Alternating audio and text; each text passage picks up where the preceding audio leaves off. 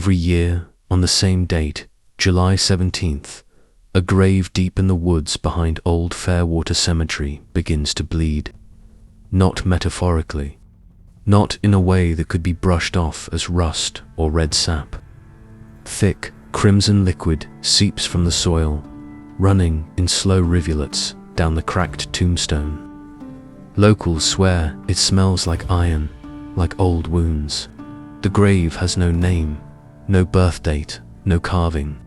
Just a jagged stone, leaning slightly to the left as if resisting what lies beneath it. They call it the Bleeding Grave. No one knows who's buried there, or if anyone is. Some say it marks the resting place of a child who was never claimed by family.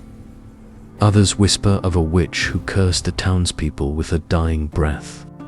The oldest among them, the ones who remember things best, left forgotten, refuse to speak of it at all. They only lock their doors when the date approaches and hang cloves of garlic and silver coins near their windows. When 16-year-old Clara Hawthorne finds an old journal buried in her grandmother's attic, she doesn't expect it to mention the grave or her own family's connection to it. But the journal holds more than secrets. It holds instructions. When the grave bleeds, the past is speaking. Listen, but never answer. Clara's curiosity might have remained harmless if the grave hadn't bled early this year, 10 days too soon. And this time, it wasn't just bleeding, it was whispering her name. Chapter 1. The Journal. Clara had always loved exploring her grandmother's dusty attic. It was the kind of place where time folded over itself, where lace doilies and black and white photos whispered of forgotten summers and funeral parlors. But on the morning of July 7th, something called her deeper into the cluttered gloom. She found the journal inside an old, locked chest. Its leather cover was cracked and warped with age, but the initials on the front were still visible. E.H. Eliza Hawthorne, Clara whispered. Her great-grandmother. The entries began like a diary, notes about the weather, the crops, her younger brother's cough. But as Clara flipped the pages, the tone changed. July 17th, 1913, the earth bled again. Mama says not to look, but I did. I saw a shadow move near the stone. July 17th, 1917, the blood is darker now. It smells like metal and salt. I heard something. It said my name. July 17th, 1921. Do not answer. Not even if it calls you by the name only your mother uses, especially then. Clara closed the book with trembling hands.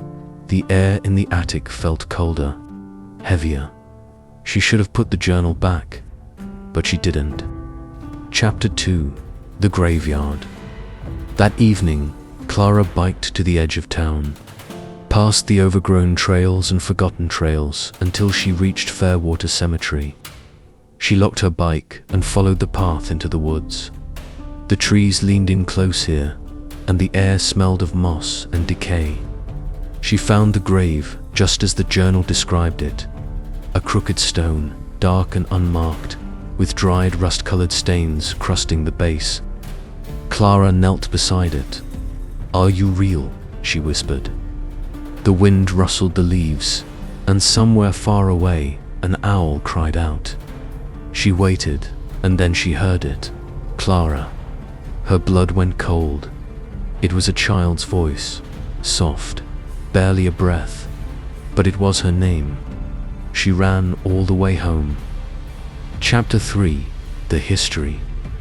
Clara spent the next 2 days in the library, digging through town records, old newspapers, anything she could find about Fairwater Cemetery. One article from 1883 mentioned a series of mysterious deaths, all children under 10, that happened each July. Another from 1897 described a woman accused of witchcraft, hanged without trial. Her name, Eliza Hawthorne. Clara stared at the name for a long time. Her great-grandmother hadn't died in her sleep like the family said. She'd been buried in secret, branded a witch, and now her grave was bleeding. Chapter 4.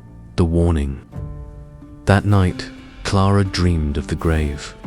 In her dream, it pulsed like a heart, the stone cracking open to reveal a dark, bottomless pit. A voice whispered from the shadows, "Help me remember, help me be heard." The next morning, Clara found a second journal page tucked inside her pillowcase. She hadn't put it there. It read, July 17th, 2025. The blood will run deep. The silence must break. The girl must choose. She recognized the handwriting. It was hers, but she hadn't written it. Not yet. Chapter 5. The Ritual. Clara returned to the attic and reread the final pages of Eliza's journal. The instructions were clear. Pour salt in a circle. Speak not with tongue, but with memory. Offer blood, but only a drop, and never light a candle. Never. She waited until midnight. She followed the instructions. When the final word left her lips, the earth trembled. The grave split, and a hand reached out. Chapter 6. The Truth. It wasn't Eliza who reached from the grave. It was a boy, no older than 10. His eyes were hollow, mouth sewn shut with thin black thread. He held out a broken locket. Inside, a picture of Clara's grandmother as a child. The boy pointed toward the woods. Clara followed him. They reached a clearing she'd never seen before. Dozens of small graves, unmarked, forgotten. The boy knelt beside one and touched it. Blood seeped from the ground, but this time it wasn't frightening. It was like the earth was weeping. Chapter 7. The Choice. The boy turned to her, eyes pleading. Clara understood. The bleeding wasn't a curse. It was a cry for justice. These children had been erased, sacrificed, their voices buried, and Eliza had tried to protect them. She'd failed, and the town had silenced her. But now Clara could finish what her ancestor started. She opened the journal and wrote their names. One by one, as she uncovered them, the bleeding stopped. The wind grew still, and the boy smiled, then vanished. Each July 17th, Clara returns to the grave, but it no longer bleeds. Instead, flowers grow there now, wild, bright, and fragrant. A plaque stands where the stone once was. It reads, "Here lie the forgotten, but never again the silent." And when the wind blows just right, she hears laughter in the trees.